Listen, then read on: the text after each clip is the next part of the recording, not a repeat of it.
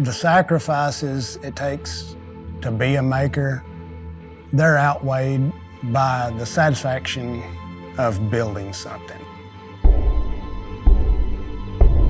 You're not always building it for your customer, you're building it for yourself. You're trying to outdo yourself every time.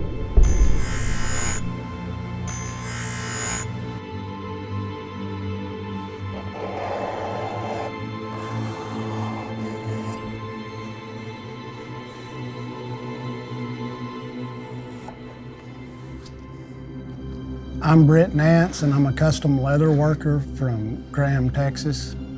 I'm still hanging on to the old school methods of cutting everything by hand, designing by hand, getting my hands and my eyes into the piece as much as possible.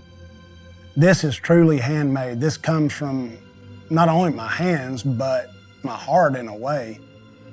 While machinery is advantageous to it, there's a satisfaction of taking a knife and splitting a piece of leather down, thinning it and shaping it by hand, how it's been done for hundreds of years prior.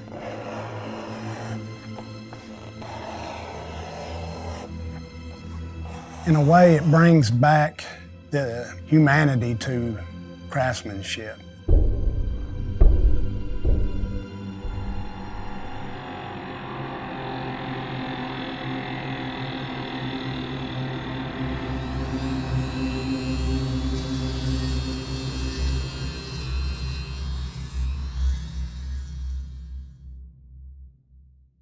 I've been drawing and doing artistic things ever since I can remember, even before I could write.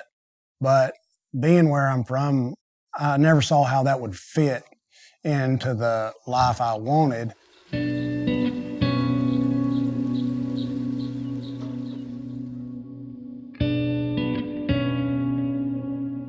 The Graham area to me has always been home. My family's been here since 1897, ranching. That's as deep embedded and rooted in who we are as anything. As a kid, I thought I was gonna be a rancher or a cowboy all my life, and the sketches I did were just in my leisure. But as the years progressed, I got more and more interest from outside people. I got an offer from Disney when I was a sophomore in high school, but I passed that up.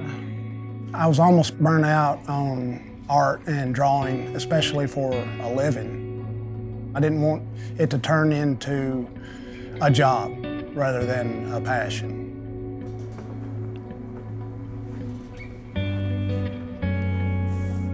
When leatherwork came along, that opened up an avenue in which I could take these two things that I had a passion for and meld them together.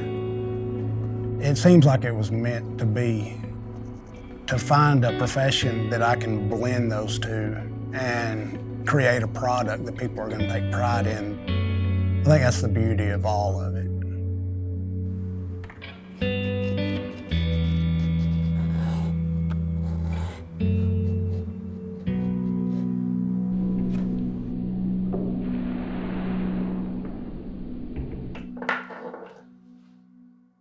Definitely, there has been some challenges throughout the years when you dive into doing this full time and not relying on any other source of income. There's going to be challenges from eating canned soup or ramen noodles or bologna sandwiches just to make the ends meet to the biggest challenge I probably ever had was losing my finger and almost losing 3 fingers in an accident.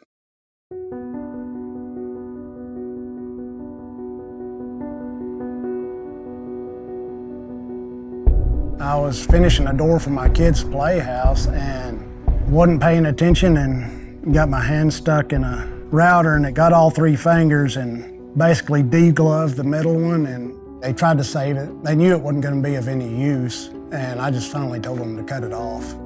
I would rather get rid of the dead weight than drag around something that wasn't going to help me and just be in the way.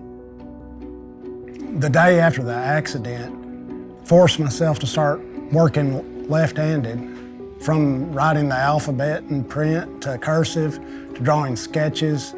You got two ways to look at a situation, either as an excuse or a reason to overcome something. And I wasn't about to let it become an excuse. The shock of losing a finger, it took a while for it to subside. It was eventually overcome by the perseverance you've got to have to be in business as a maker.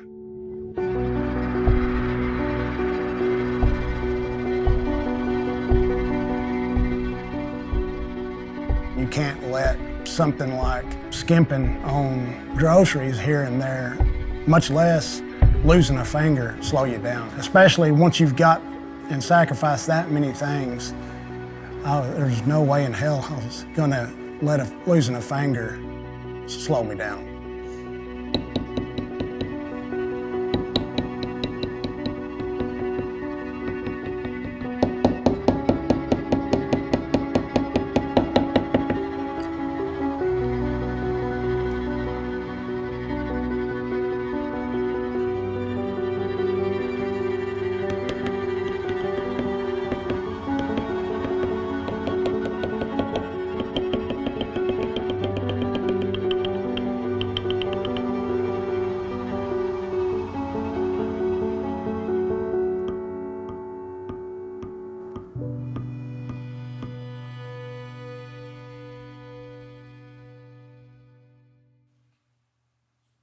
Now you're trying to thin this leather and without cutting all the way through it. You want it just thin enough that it'll roll easily and shape easily.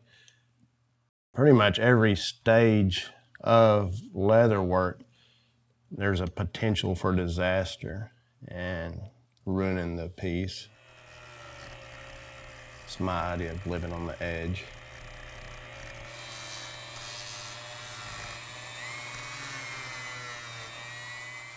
Well, this is really when the piece starts coming to life, when you get a little of this color reintroduced to the leather.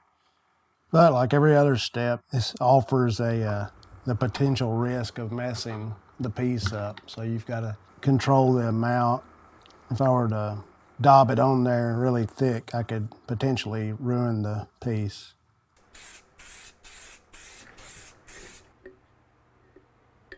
This glue almost immediately soaks in. This is likely going to stick as soon as I touch it. I want to be really cautious when joining this to get that seam lined up. So I'm working from the top down, making sure my seam is touching. And don't get my thread in there like I just did. There's another one of those potential disasters. Okay, now I'm just gonna come up through here, add a little pressure.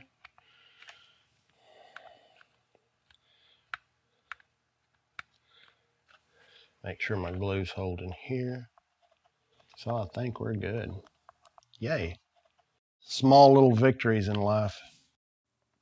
Now, I want to go through the leather and I'm using my fingers to keep the leather from deforming. These are sharp enough that if you're not watching what you're doing, you'll sew your finger.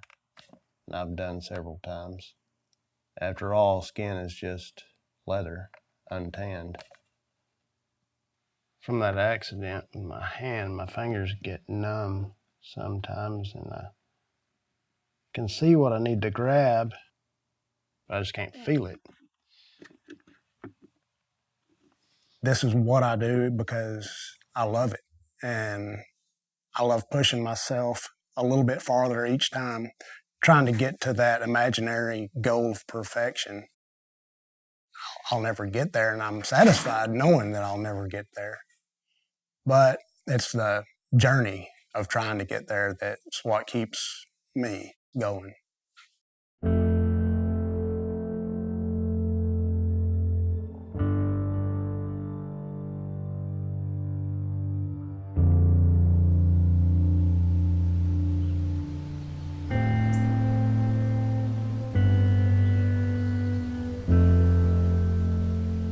The The legacy I'd like to leave my kids is, if nothing else, to take pride in what you do. I want them to take pride in their work, be honest about their dealings, and have an overall sense of pride in everything they do. Obviously, I would love to eventually have a sign on the door that said J.B. Nantz and Sons, or daughter, if that so be the case. But if that's not what they want, that's fine. I just want them to know what it's like to love and to have some passion in what they do and do it the very best they can.